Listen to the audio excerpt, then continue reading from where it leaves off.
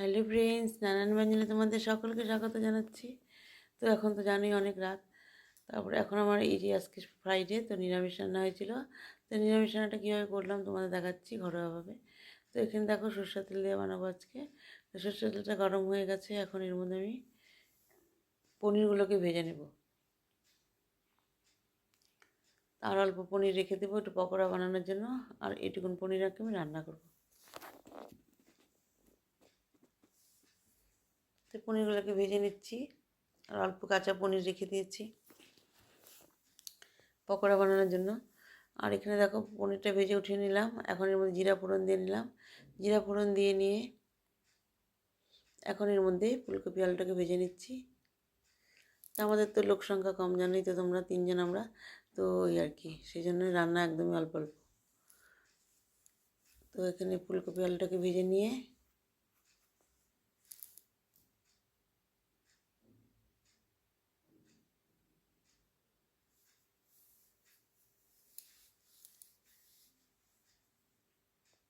এর মধ্যে লবণ মাখানো ছিল, তো একটু হলুদ দিয়ে দিলাম। দিয়ে একটু ভালো করে ভেজে নেব, একদম লাল লাল করে ভেজে নেব। কারণ ফুলকপিগুলো না লাল লাল করে ভেজে নিলে মানে গন্ধটা খুব, সেন্টটা ভালো হয় আর ভালো লাগে খেতে। এইভাবে ভালো করে ভেজে নেব, নিয়ে নামিয়ে নেব। এখন একটু ঢেকে দিচ্ছি।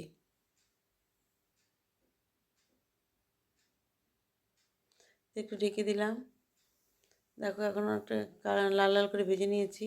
এখন আমি আর একটু নাড়িয়ে নিয়ে তারপর আমি এগুলোকে নামিয়ে নেব।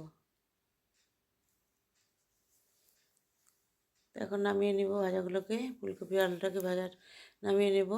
আর এখানে দেখো কাজু আর কিশমিশ নিয়েছি, এটাকে আমি ভেজে নিচ্ছি। আর এখানে 2টো শুকনো লঙ্কা দিয়েছি। তো এগুলোকে নামিয়ে নিয়ে এগুলোকে আমি পেস্ট করে নেব ঠান্ডা করে। এখন কড়াই তেলের মধ্যে আমি এখন তেজপাতা, এলাচ, দারচিনি, লং এগুলো দিয়ে একটু ভেজে নিচ্ছি। নিয়ে এখন এর মধ্যে মশলাগুলো দিয়ে দেব। এখানে আদা পেস্টটা দিয়ে দিলাম।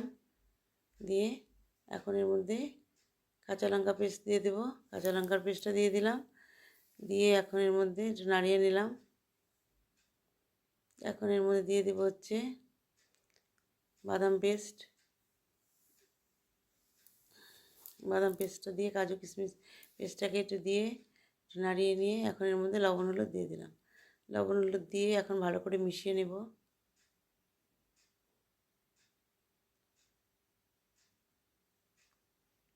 নিচে নিচে লেগে যাচ্ছে, সেই জন্য একটু ভালো করে মিশিয়ে নিচ্ছি আর কি। এখন একটু জল দিয়ে দিলাম, অল্প সামান্য গরম জল দিয়ে এখন এর মধ্যে ধনের গুঁড়ো আর লঙ্কার গুঁড়ো, যে লঙ্কা মানে এটা কাশ্মীরি লাল লঙ্কার গুঁড়ো দিয়ে দিলাম। দিয়ে এখন এখানে একটু জিরে গুঁড়ো দিয়ে দিলাম। দিয়ে এখন আবার নাড়িয়ে নেব। তো মশলাটাকে ভালো করে মিশিয়ে নিয়ে এখন এর মধ্যে ফুলকপি আলুটাকে দিয়ে দিলাম। কারণ একটু এর মধ্যে একটু মজিয়ে নিতে হবে, না হলে আবার ভিতরে সিদ্ধ হতে না, মানে সিদ্ধ নাও হতে পারে। সেই কারণে ফুলকপি আলুটাকে ভালো করে দিয়ে নিয়ে এর মধ্যে মজিয়ে নিয়ে এখন এর মধ্যে একটু দুধ দিয়ে দিলাম, কাঁচা দুধ দিয়ে আবার একটু মিশিয়ে নিচ্ছি। এভাবে ভালো করে মশলাটাকে কষিয়ে নেব। নিয়ে এর মধ্যে এখন গরম জল দিয়ে দেবো। এখন গরম জলটা দিয়ে দিলাম। দিয়ে আর একটু নাড়িয়ে নিচ্ছি। নাড়িয়ে নিয়ে এখন এর মধ্যে পনিরগুলোকে দিয়ে দেবো। ভাজা পনিরগুলোকে দিয়ে এখন আমি এটাকে একটু ঢেকে দেবো। তো ঢেকে দিলাম। ঢেকে দিয়ে এখন ঢাকনাটা উঠিয়ে নিলাম। নিয়ে সামান্য একটু চিনি দিয়ে দিলাম। দিয়ে আবার একটু ঢাকনা দিয়ে দিলাম। দেখো এখন এটা ফুটে উঠছে। এখন আমি এর মধ্যে একটু ঘি দিয়ে দেবো, 1 চামচ। তো বন্ধুরা, আমি আগে 1 চামচ দিয়ে দিয়েছি, যেটা আমার স্কিপ হয়ে গেছে, সেজন্য পরে আর একটু সামান্য দিয়ে দিলাম। দিয়ে এখন এর মধ্যে ধনেপাতা দিয়ে আমি নামিয়ে নেব। তো বন্ধুরা, নতুন বন্ধুরা তোমরা দেখলে প্লিজ একটু কমেন্টস করবে, কোথা থেকে করছো একটু জানাবে, ও সাবস্ক্রাইব করে পাশে আসবে। আর পুরনো বন্ধুরা তোমরা আমার পাশে থেকো। আর এভাবে আমার রান্নাটা হয়ে গেল, এখন আমি সার্ভ করে দিলাম। তো বন্ধুরা, তোমরা সবাই যেন ভালো থাকো, সুস্থ থাকো, এই কামনা করছি। নমস্কার।